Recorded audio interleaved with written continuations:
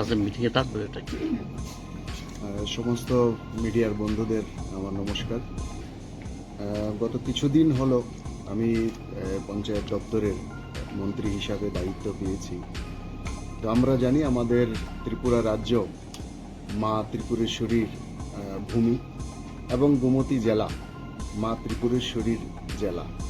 তো আমি আমার মন্ত্রী হিসেবে দায়িত্ব পাওয়ার পর মায়ের আশীর্বাদ নিয়ে আমি প্রথম যে রিভিউ মিটিং এটা এই গোমতী জেলা থেকেই শুরু করেছি। তার জন্য আমি মায়ের চরণ বন্দনা করছি এবং মায়ের কাছে আশীর্বাদ চাইছি।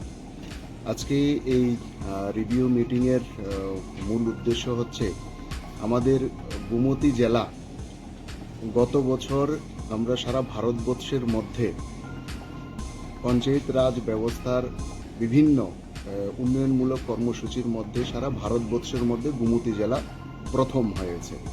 সেই কারণে একদিকে মায়ের ভূমি, একদিকে আমাদের সারা ভারতবর্ষের ক্ষেত্রে গোমতী জেলা আমাদেরকে ত্রিপুরাকে একটা সুনাম অর্জনের ক্ষেত্রে সহযোগিতা করেছে।